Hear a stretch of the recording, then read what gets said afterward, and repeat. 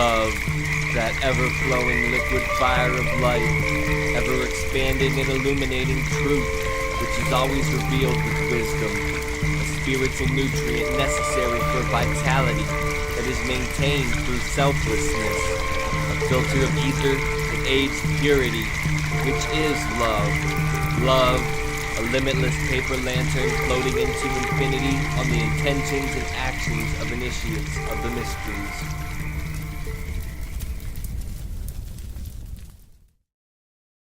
Welcome, fellow Phoenixes. I'm Ross Cessna, and together we are the Spiritual Phoenix. The intent of this show isn't to tell you what to think, but to get you to think and originally articulate yourself in a way that is uplifting.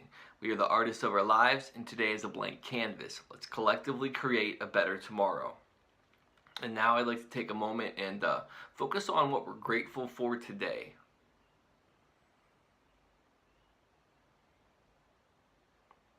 Today I'm grateful to I've had the ability to shift my perception on what love actually is and what it means to me. It's been fundamental in my growth, and I'm incredibly grateful for that. And now I'll get into a couple quotes. Love is that condition in which the happiness of another person is essential to your own. That was said by Robert A. Heinlein. When you love someone, hold on, I just skipped down way too far. When you love someone, you love the person as they are and not as you'd like them to be. And that was said by Leo Tolstoy. Today's topic is being a love junkie. And I took a clip from an article. It's kind of bits and pieces. I'll put the link to the whole article so you can read it yourself. Dr. Helen Fisher, an anthropologist and relationship researcher, conducted a series of illuminating studies on the brain chemistry of love. Specifically, she found the same brain chemicals, that is, massive amounts of dopamine and norepinephrine, are in play, and many of the same brain pathways and structures are active when we are falling in love and enjoying a cocaine high. Consider the specific euphoric effects of smoking crack cocaine. In the short run, according to the website cocaine.org, smoking crack cocaine leads to enhanced mood, heightened sexual interest, a feeling of increased sexual confidence, greater conversational prowess, and intensified consciousness. It offers the most wonderful state of consciousness and the most intense sense of being alive that the user will ever enjoy. I wonder if we replace the word smoking crack cocaine with the words falling in love, does the sentence still make sense? Falling in love leads to enhanced mood, heightened sexual interest, a feeling of increased self-confidence, greater conversational prowess, and intensified consciousness. It offers the most wonderful state of consciousness and the most intense sense of being alive that the user will ever enjoy. Yes, I'd say that fits, wouldn't you? Unlike crack cocaine, the effects of this falling in love high persist for weeks, months, even 2 years in some cases.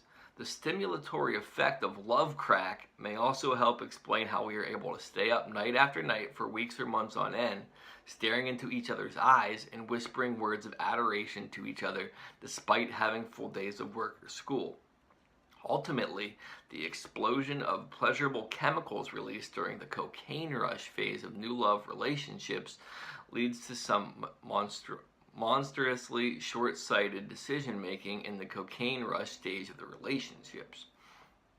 And I think that that's one of the major issues that romantic relationships face in our current time, is this cocaine high sense of things, where people have this infatuation with people, and then when that wears off, a lot of people don't know how to navigate the other times of it.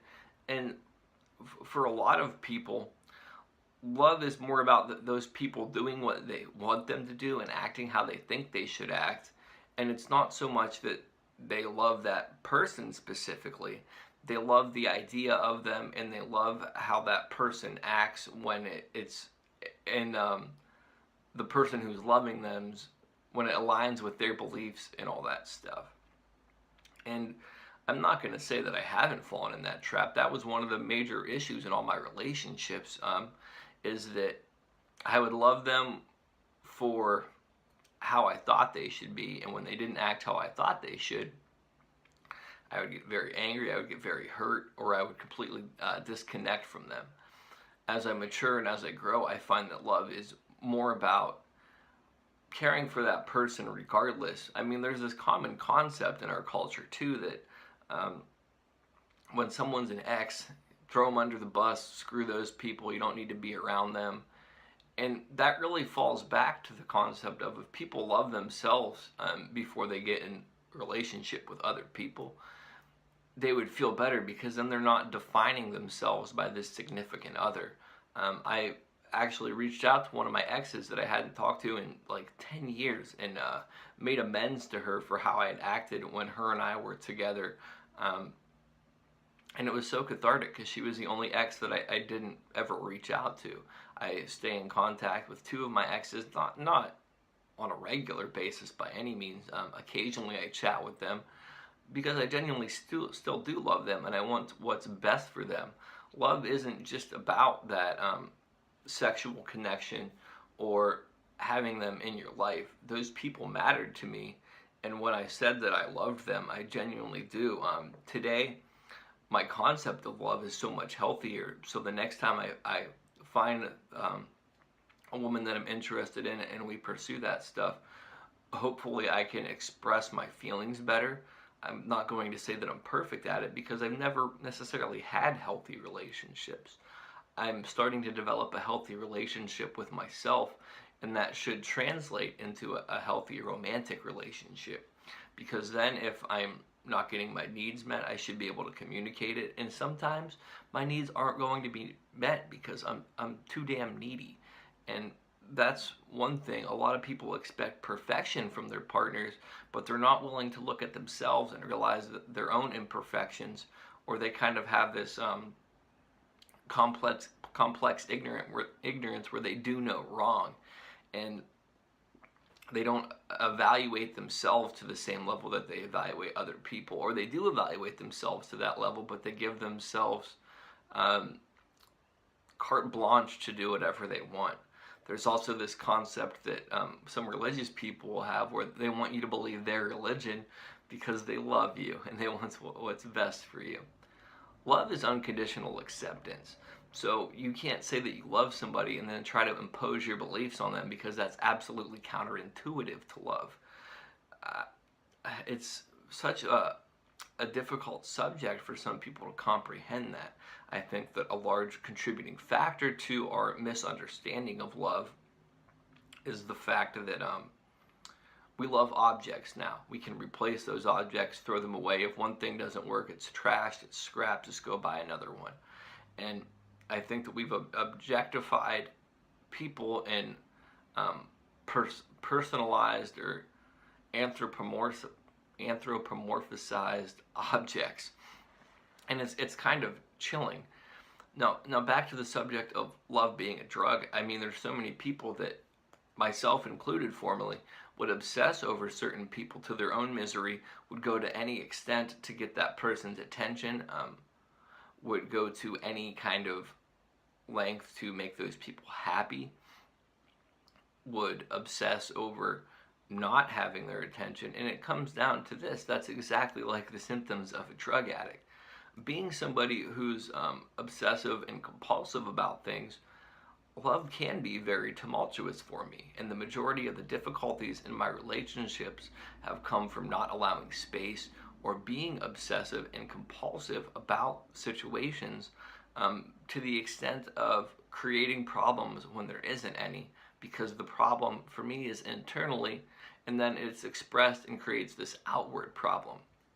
I think if people spent more time trying to form emotional and mental connections in relationships rather than trying to go to the straight physical connection, which in my personal opinion, and I know it's shared by other people, the physical connection is the lowest of all those connections. It's the most base and easiest one to achieve. And the thing about the physical connection is, if that's there, when the physicality of the situation changes, the relationship is then on shaky ground. my goal is to establish healthy mental and emotional relationships. Ideally a spiritual relationship too, where there's some they don't have to believe everything I do spiritually, but they have to at least have mutual respect for my beliefs, and I can respect theirs, because there's a lot of growth in that. And that's really all I got on this. You can follow me on social media at Spiritual Phoenix. There'll be a little banner below with that. It's been on for the whole video. Or you can visit my website at thespiritualphoenix.com. I posted a tarot reading yesterday. I'm potentially going to stop posting the reading and just sending that out as a newsletter. So if you want to sign up for the mailing list for that, there'll be a link in the tarot description. If you could please leave me a review on iTunes if you like and enjoy the podcast. This will help me reach new listeners, and I'm going to start reading the reviews that I do have. I don't have many yet, but as I get more, I will read those. And with that, I love, respect, and appreciate all of you. Love and light. I'm going to put this episode on the pyre. Don't believe. Don't follow. Do not consume. Do not watch. Largely what I'm talking about here is reclaiming experience. This is what's been taken from us. It's a self-advancing, self-expanding, self-defining process, and it takes no prisoners. The real world isn't a spiritual world, it isn't a material world, it isn't an empty world, it isn't a solid world. It's simply